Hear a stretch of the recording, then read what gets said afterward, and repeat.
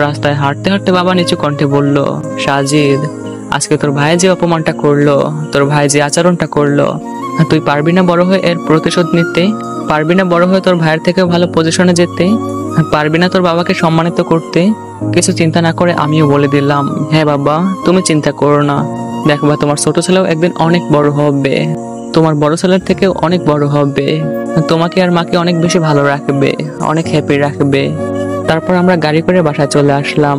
আসতেই মা জিজ্ঞেস করলো, মাকে কিছুই বুঝতে দিল না বাবা, সে চিন্তা করবে এজন্য। বাবা বলল, হ্যাঁ, সাগর টাকা দিয়েছে, তুমি চিন্তা করো না, কিছুদিনের মধ্যেই তোমাকে নিয়ে ডাক্তারের কাছে যাব। এটা শুনে মা অনেকটা স্বস্তি ফিরে পেল। এদিকে সত্যটা তো আমি আর বাবাই জানি। তারপর বাবা কি করবে কিছুই ভেবে পাচ্ছিল না। আমাদের দুঃসম্পর্কের এক চাচা ছিল, বাবার সাথে তার বেশ ভালোই সম্পর্ক ছিল। সম্পর্কটা রক্তের না হলেও একদম রক্তের মতোই ছিল। বাবা তার কাছে গিয়ে সবকিছু শেয়ার করে এবং সে বলে, দেখ ভাই, আমার কাছেও তো এই মুহূর্তে কোনো টাকা নাই, তবে তোর জন্য গ্রামের মহাজনের কাছে আমি সুপারিশ করতে পারি। আমি বললে সে কিছু একটা ব্যবস্থা করে দিবে। বাবা বলল, ঠিক আছে, তাহলে তো উপকারী হয়। তারপর আমার সেই কাকা মহাজনের কাছে গিয়ে বলল। মহাজন বলল, আমি এমনি এমনি টাকা দিতে পারবো না, তাছাড়া ওর পরিশোধ করারও ক্ষমতা নেই, তবে আমি এইটুকু করতে পারি, ওর দোকানটা কিনে নিতে পারি। তারপর চাচা এসে বাবাকে সবকিছু জানালো। বাবা আর দ্বিতীয়বার ভাবলো না। মায়ের চিকিৎসার জন্য আমাদের শেষ সম্বল দোকানটাও বিক্রি করে দিল এবং টাকা ম্যানেজ করলো। এদিকে পুরো কাজ সম্পূর্ণ হতে প্রায় 3 থেকে 4 মাস লেগে যায়। তারপর ডাক্তারের কাছে গেলে ডাক্তার চেক করে বলে, সবকিছু ঠিক আছে, তবে আপনারা অনেক দেরি করে ফেলেছেন।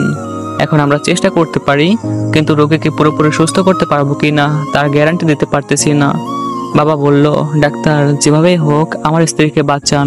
তারপর ডক্টর চিকিৎসা করলো এবং পরবর্তীতে বলল, দেখুন, অপারেশন সাকসেসফুল হয়নি, এখন আল্লাহ আল্লাহ করেন, আল্লাহ চাইলে বাঁচাতে পারে আপনার স্ত্রীকে।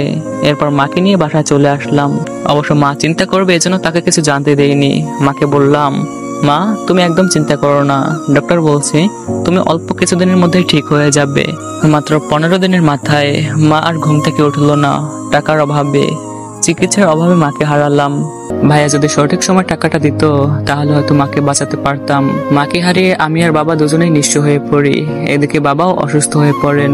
দেখতে দেখতে কোনো মতে আমি এসএসসি পাশ করি এবং এসএসসি পরীক্ষার পরে ছোট একটা দোকানে কাজ নেই।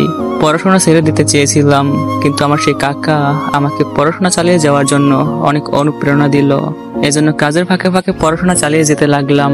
সেদিন ভাইয়ের বাসা থেকে খালি হাতে ফেরার সময় বাবা আমাকে কান্না করতে করতে বলছিলেন, একদিন ওর থেকে বড় হয়ে আমার সম্মানটা ফিরিয়ে দিস। আমিও কথা দিয়েছিলাম, আমি তার থেকেও বড় হয়ে দেখাবো। বাবা, তুমি